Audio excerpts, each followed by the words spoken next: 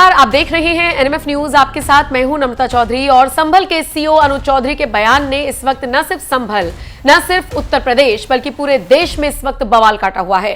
पाकिस्तानी भी जहर उगलने का काम कर रही हैं, कह रही हैं कि अगर आपको रमजान से दिक्कत है तो हम होली नहीं मनाएंगे, हम होली को बैन कर देंगे।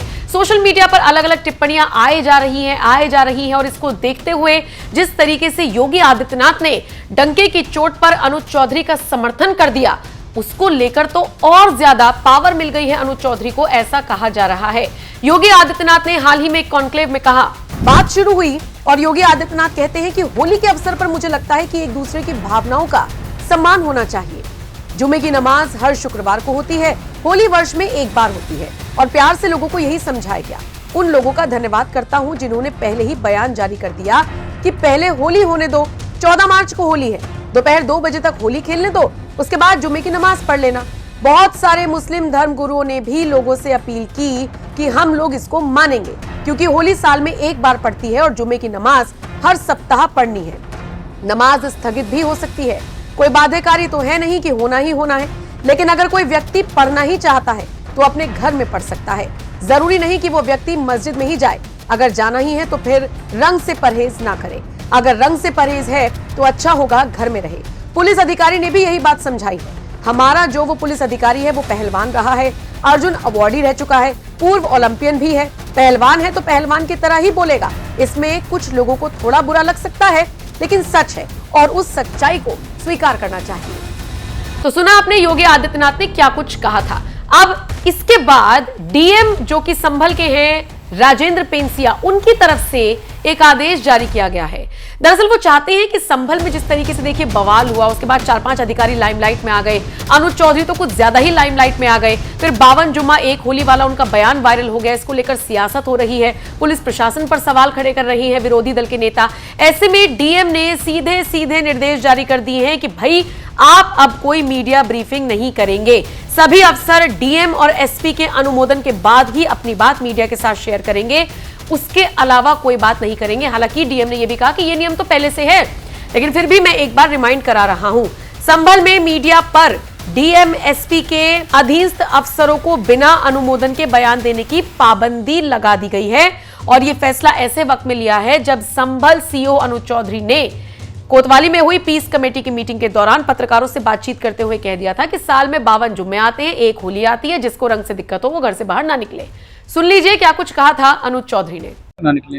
हाँ, नहीं, मेरा सीधा साफ ये है, होली का दिन है, जुम्मा साल में 52 बार आता है, होली साल में एक बार आती है। तो मुस्लिम समुदाय के लोगों को यदि किसी को लगता है भाई आपको होली के रंग से आपका धर्म भ्रष्ट हो जाएगा या जो भी है, तो वो उस दिन ना निकले, घर से ना निकले।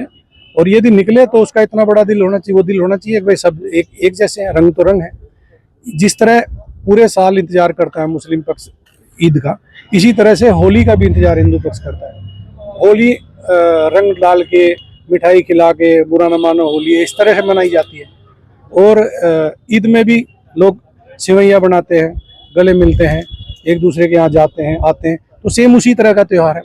तो आप दोनों पक्षों के लिए, हिंदू मुस्लिम, आप एक दूसरे का सम्मान करें और अनावश्यक किसी पे यदि कोई निकल रहा है उस पर रंग न डालें।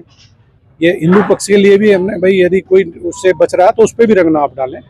और यदि उस दिन होली का दिन है, सबसे बड़ी बात, वो जिसको लगता है कि रंग का वो बुरा मानेगा, तो उस दिन किसी भी हालत में अपने घर से ना निकले, अपने घर में रहे, एक दिन घर में रहे, तो उसमें शांति भी बनी रहेगी और एक मैसेज भी अच्छा रहेगा।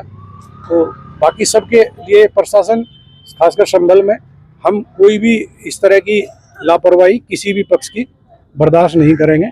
और यदि कोई शांति व्यवस्था भंग करेगा तो उस पर सख्त कार्रवाई होगी, मजबूती से। सिर्फ यही नहीं, उनका एक और बयान वायरल हो रहा है जिसमें उन्होंने घर पर ही मुसलमानों को नमाज पढ़ने की सलाह दी थी, वो भी सुन लीजिए।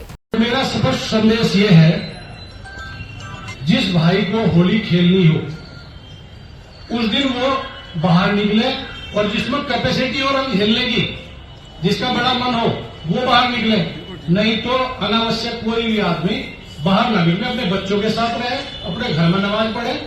क्यों घर में भी तो पढ़ते हैं, कोरोना टाइम में घर में नहीं पढ़ी, सबने पढ़ी है। और जब भाई जब मूर्ति में भगवान नहीं है तो घर में भी तो मूर्ति थोड़ा ही है, घर में भी तो नमाज पढ़ सकते हो। जब सब जगह भगवान और अल्लाह सब जगह है, हर स्थान पे, तो आप घर में नमाज पढ़ लो। तो ये बिल्कुल भी प्रशासन इस स्थिति में नहीं है अब हम कोई भी चीज बर्दाश्त करेंगे किसी भी पक्ष की।